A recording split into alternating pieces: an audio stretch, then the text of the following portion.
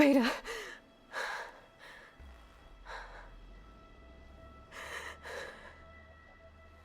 Farrell.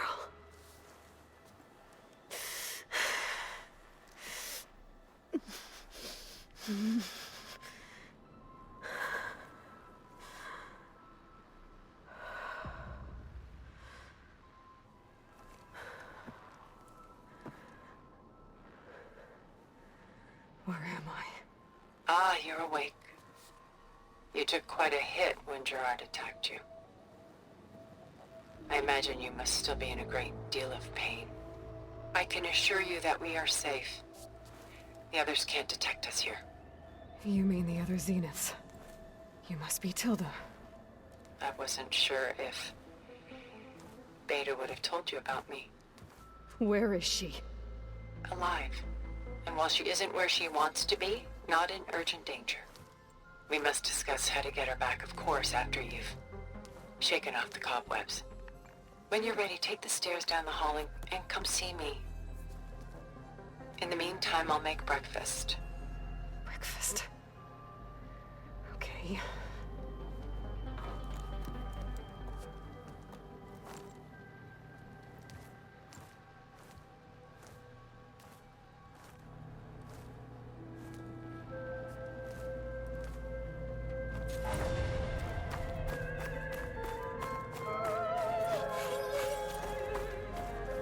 What was all this for?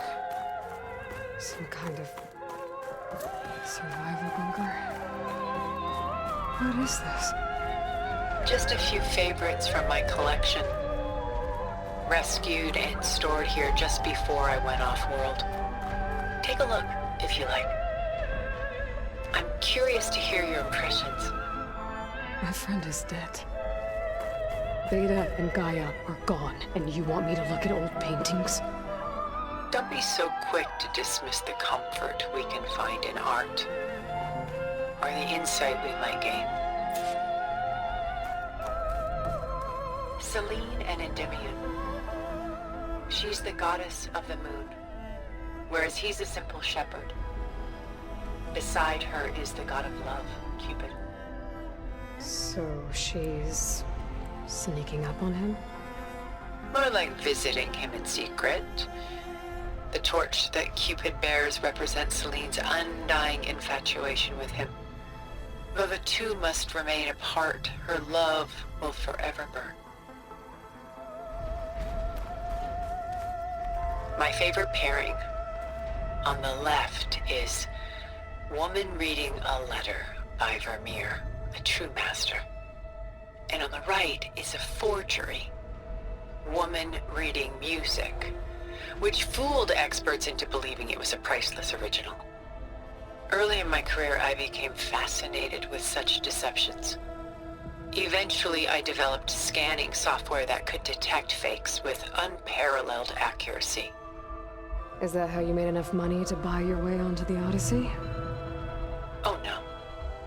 I made my real fortune later.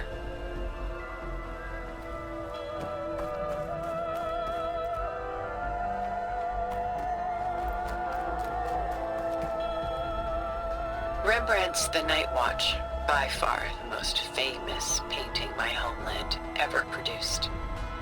It was commissioned to honor a militia made up of influential citizens. I guess you must have been an influential citizen. In my day. But not as influential as you've been in this new world. A portrait of the painter, Rembrandt's son Titus, depicted in the habit of a monk. I don't get it. Why would someone like you, with infinite resources, care about this painting of a boy in a hood? It's not the image itself, but the feeling it conveys. The face is bright and defined, but his eyes are downcast, heavy with misfortune. And the background seems to swallow all light.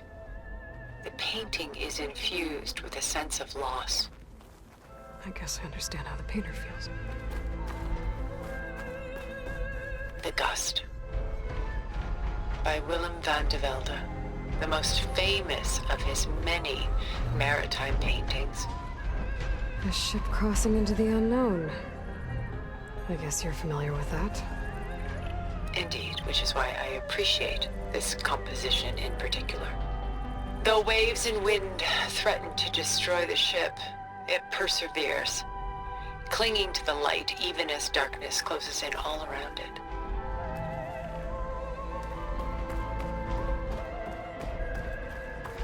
Stunning, isn't it? Paintings weren't the only masterpieces of my people's golden age. This is Van Vianen's lidded ewer, molded from a single sheet of silver. What was it for? How like Elizabeth you are. Function over form. Its practical purpose was less important than its meaning. Van Vianen created it in honor of his late brother, who himself was a famous silversmith. A memorial. Yes. Such beauty from sorrow. A lot of weight on his shoulders.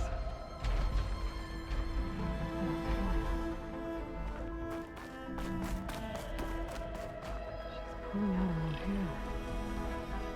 Out of madness, out of grief. Done so soon? I've got more important things to worry about. We both do. There is much we are trying to save.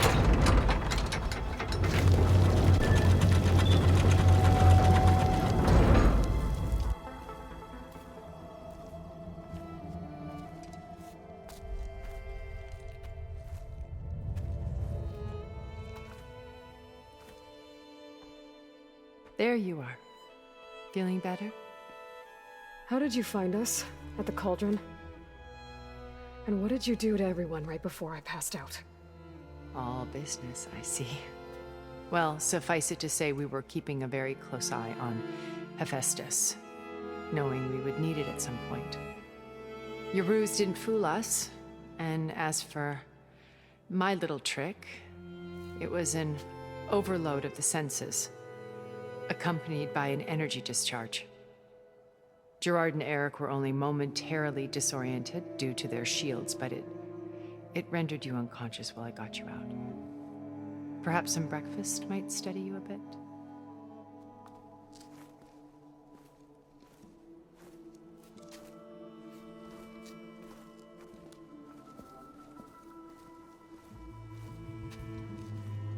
This was your house. The one you recreated for Beta, in the data channel you shared. How perceptive of you. Please, this way. After everything your people have done, you think I'm just gonna sit down and have a chat with you? They're not my people. They never were, and especially not now.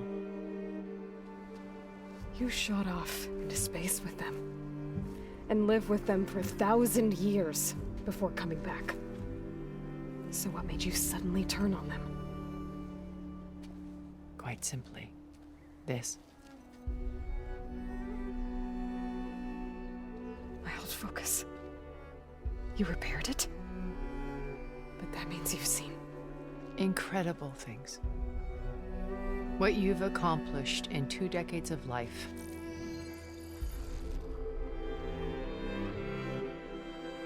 A 1,000 years at my back and I haven't even come close.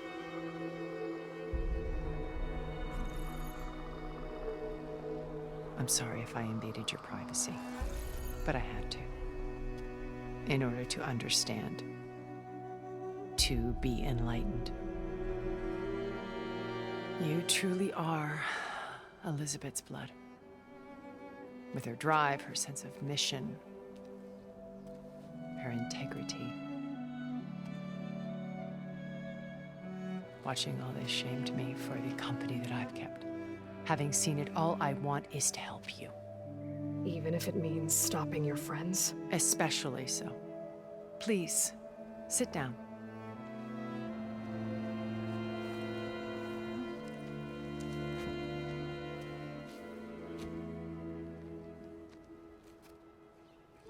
There. That's better.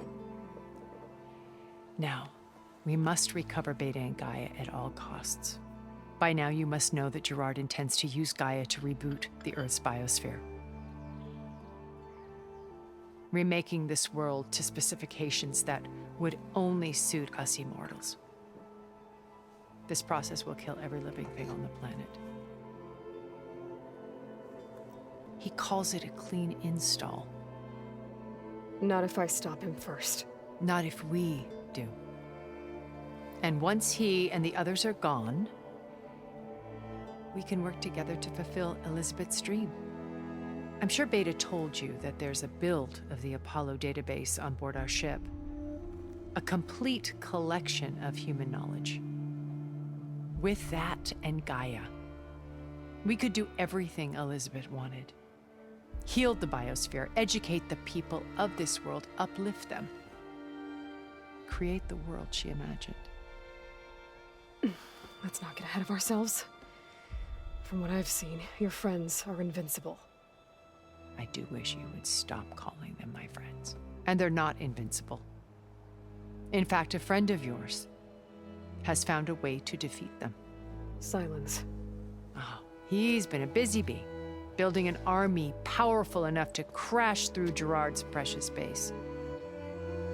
Regala and her rebels. Even now, she's preparing a final march on the Tenakth capital. When she wins, she'll have the entire tribe under her control. Hundreds of warriors and machines to throw at the base.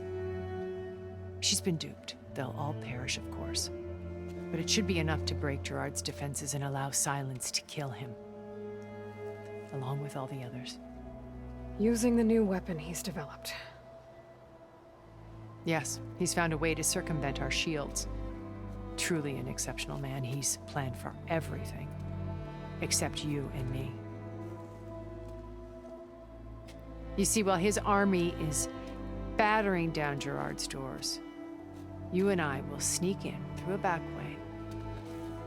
One that only I know about. While Silence and my friends are busy battling each other, we'll take back Beta and Gaia. I told you I want to help you. I mean it.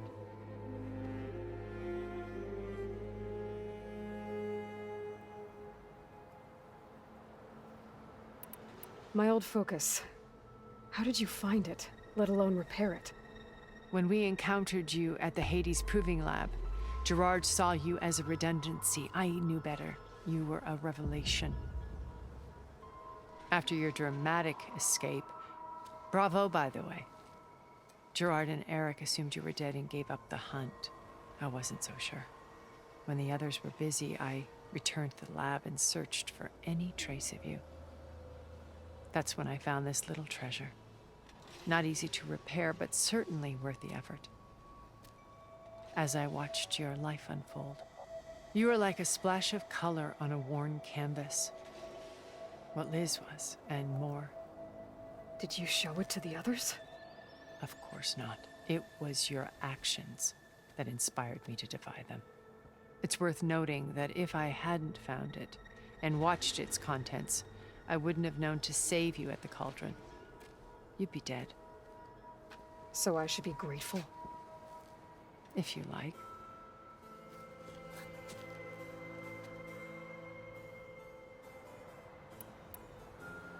So you know all about me. What about you? What would you like to know? Well, start with your life on Earth. When I was 8, terrorists flooded my home city. Thousands drowned, my parents included. I was one of the few who survived. My guardian sent me to boarding school. Among my peers, I was the strange girl, the orphan to be avoided. All because of circumstances beyond my control. Oh. So we're a lot alike, huh? Aren't we? You were an outcast. But you didn't let that stop you from getting what you needed. Neither did I. I climbed my way out of desolation and used my wits to build a fortune. First from the technical analysis of art and the detection of forgeries. Profitable expertise in those days. But as it turned out, the software I developed was even more useful for counterintelligence. From there, it was only a short step to gathering extremely valuable intelligence on my own. You were a spy? More like a service one could turn to for information. I had to remain anonymous, of course, to protect my privacy. But despite that anonymity, Far Zenith inevitably sought me out. What happened when Far Zenith approached you? They painted an irresistible vision of humanity's future. One where we need not fear illness or death, where we explored the furthest reaches of the stars and thrived. It was only later that I realized that they only intended to bequeath this future to the rich and powerful. By the time I finally figured it out, the walls were closing in, Pharaoh's machines were devouring the Earth. So I accepted Far Zenith's invitation to a berth on the Odyssey. I wanted Liz to come, but she had nobler plans, as you well know.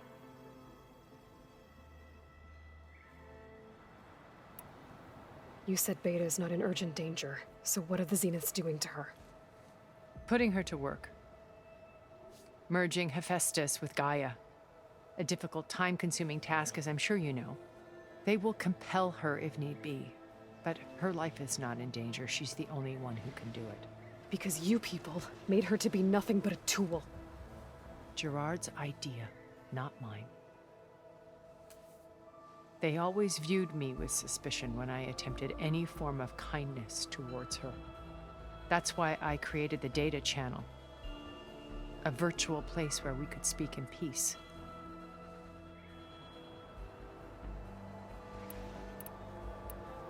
So you didn't know the other Zeniths were monsters until it was too late? I knew some of them were, certainly. It wasn't until we were off-planet that I understood the true scope of their greed. I was grateful to simply be alive, but the others became obsessed with a kind of effortless immortality. They built a colony where machines serviced their every need, where any memory or fantasy could be endlessly savored in virtual reality. It wasn't life. It was stultifying, a pampered dream state. As the decades passed, I withdrew more and more, alone yet again, but this time with eons to consider my mistakes. Now finally, having met you, I feel like I have a second chance. To do what? Help you, of course.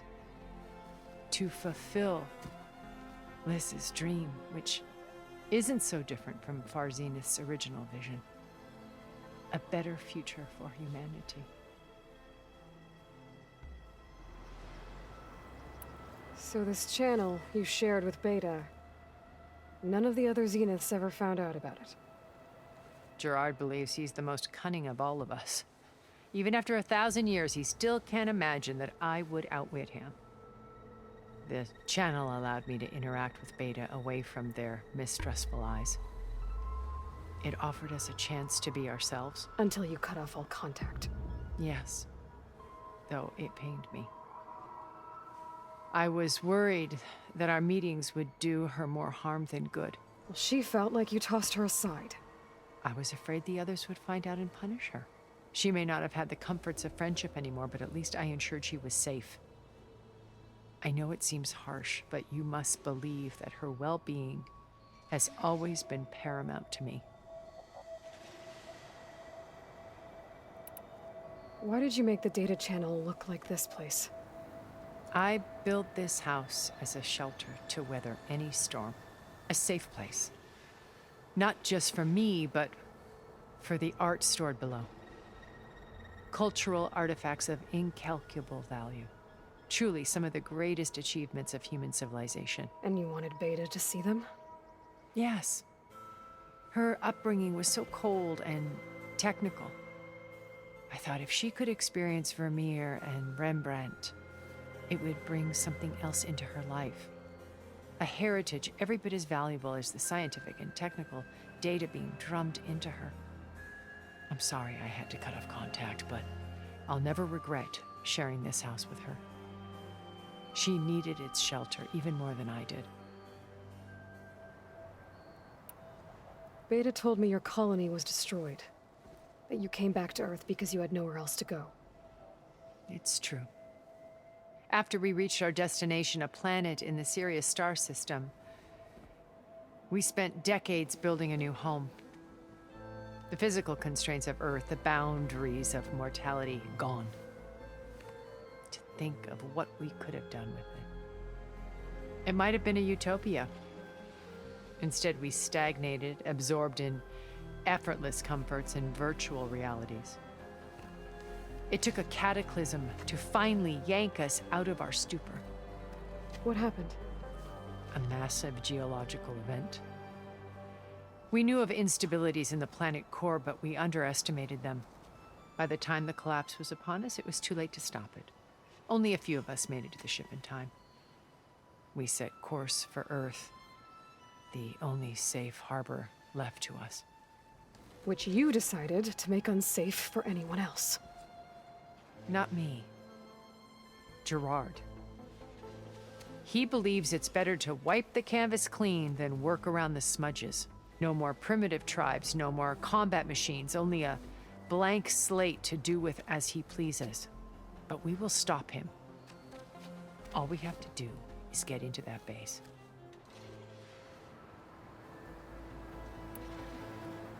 What exactly is your plan to sneak into the Zenith base?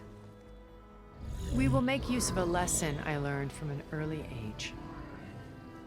Always know your exits. In this case, a place where Gerard's new construction meets the ancient foundation, a passage that only I can access. When Silence flings his army at the base, we will enter through this back door, bypassing most of the fighting.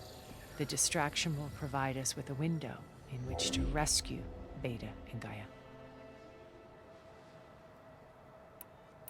Once we're inside the base, where will we find Beta and Gaia? Here in the command center. By then, Gaia will have been reunited with all of its subordinate functions, including Hephaestus. What about the alpha build of Apollo on your ship? A simple matter of recovery once the others have been dealt with. With that in hand, we'll have everything we need to make this world as it should be. How do you know about Silence's plan? He isn't the only one adept at spyware. You hacked his focus? No, he's too careful for that. But his subordinates? Not so much. He gave additional focuses to the tribals he branded the Sons of Prometheus. By tapping them, I learned about most of his dealings. The distribution of override technology, the arming of Tanakh rebels, and the secret pact with Regala to attack Gerard's base. But how did he come up with a weapon that can take down your shields? That's the one thing I haven't been able to figure out, but however he did it, I'm quite certain it will work. With it and the Tanakh army, victory seems to be within his grasp. Such a shame he'll be disappointed. Regala's only interested in killing Hikaru and waging war on the Karja. What does she have to gain by attacking Zenith? It's the price she must pay for her war. Without the ability to override machines, her little rebellion would have languished in the desert. So she trades with the Sons of Prometheus. Machines to help her overthrow Hikaru. In exchange for an assault on the base. Pride has deluded her into thinking she can actually survive such a battle. And all without ever knowing who the Sons of Prometheus really answer to. Yet for all of Silence's brilliance, still he underestimates you. That blind spot is what will allow us to take Beta and Gaia right out from under him. While hundreds of Tanakh are cut down outside. So you knew Elizabeth. What was she like? Liz was everything she was. I see in you. and more. Your ingenuity, your determination, your moral compass. You've managed to distill her greatest qualities and make them your own. I'm not asking about me. Tell me about Elizabeth. What was she really like? The honest answer is that I don't actually know. For all the time that I spent with her, she always kept a part of herself locked away. It was like that from the moment we met. So when you met Elizabeth, she was what? Distant? Aloof? Not aloof. Not exactly. It was a summit in Paris about machine learning, a touchy subject in those days, because regulatory authorities were just starting to clamp down on AIs. Liz gave the keynote address. She had already achieved great renown for her work in automated environmental reclamation. But in her address, she was just starting to imagine the next step, an AI-driven system that wouldn't just act on its programming, but actually take responsibility for its sphere of influence. To care about life. Not just follow orders. Revolutionary stuff. I was fascinated. And I wanted to meet her for a long time. I watched her after her talk. She had spoken with such moral authority, such empathy. But after that, she retreated. I could tell she felt uncomfortable with all of her admirers. It was as if giving the talk had cost her something. I didn't want to be a pest, so I planned my approach carefully. So how did you finally approach Elizabeth after her talk? I picked the right moment. The morning of the next day, right as she came back to the conference, she had just had her coffee. She was fresh, rested. It was like she had braced herself for the onslaught of colleagues. I asked if I could walk with her, then put forth a question about her talk that I thought was intelligent. Her answer made me realize it wasn't, but she was very welcoming. Almost as if we were previously acquainted. It was only halfway through the conversation that I realized she knew exactly who I was. It was quite a shock to me. My business was trafficking in secrets, and I took great pains to protect my anonymity. So that was Liz, perpetually one step ahead. I came to view our meeting as a metaphor for our friendship. She always seemed to know me far better than I knew her. I guess I know the feeling.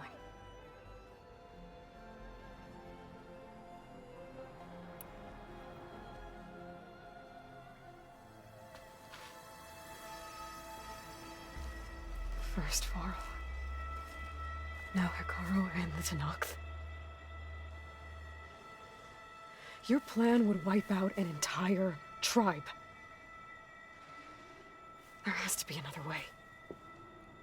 We are in an admittedly desperate situation, but I assure you there isn't. Remember Zero Dawn. Elizabeth's sacrifice. Sometimes many have to die for a new world to grow. If it looks impossible, look deeper. Wait. The data channel. It still exists, doesn't it? I need you to open it. Let me talk to Beta. Impossible. We might be detected. It's worth the risk. There is another way, one where the Tenakth survive. But we won't. If the others... If you want to help, open it.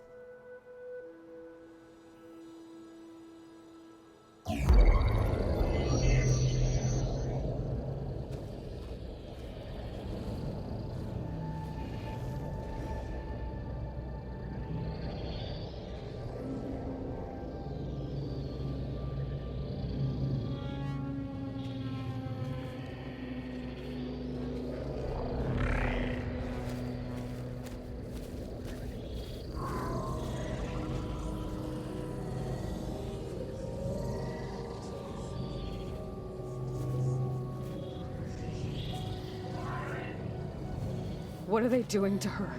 Virtual reality dissociation. The manual merge of Hephaestus will take hours upon hours of tedious micromanagement. If she resists the work, they run simulations to induce feelings of isolation and despair. Beta, can you hear me? You're alive. They're watching me. I can't hold up this extra protection for long. You should have killed me. No. No, look at me. I'm coming for you. I promise. Okay? I just need you to hold out a little while longer and work on the merge.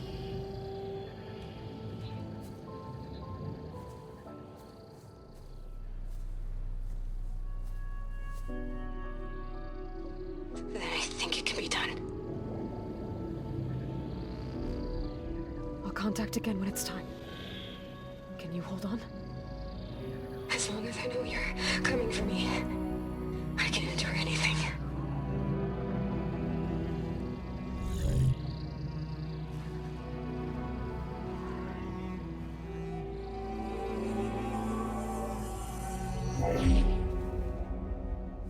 All right. I did as you asked. Now I think you need to tell me what you're planning. I'm going to take Silent's army away. I don't need it. Only the weapon he made to penetrate your shields. And how do you propose to get it? Ask him nicely? Without Regala and her rebels, he won't have a choice. We'll be his only option. Only option for what? What did you tell her? That is between me and my sister. Will be Silent's only option for crashing that base. I'll tell you the rest later. But first, there are a couple of things I have to do. Oh. And what are those? Lay my friend to rest. And then I'm going to use the override that Beta gave me at Gemini to put an end to Regala's rebellion. From the air. Wait.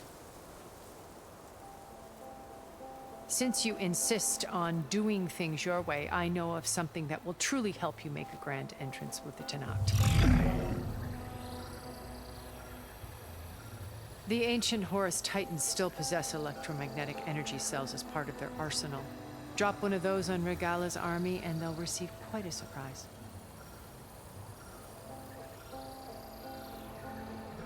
So go, do what you must. I'll come to your base if you manage to bring silence to the table. Not if. When.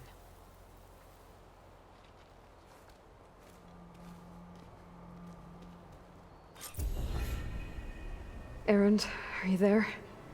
Aloy! Aloy, is that really you? Yeah, it's me. Where's everyone else? We're all... we're back at base. What happened? It might be easier to explain in person. I'll try to join you there when I can. Okay. We'll wait here for you. It's good to hear your voice.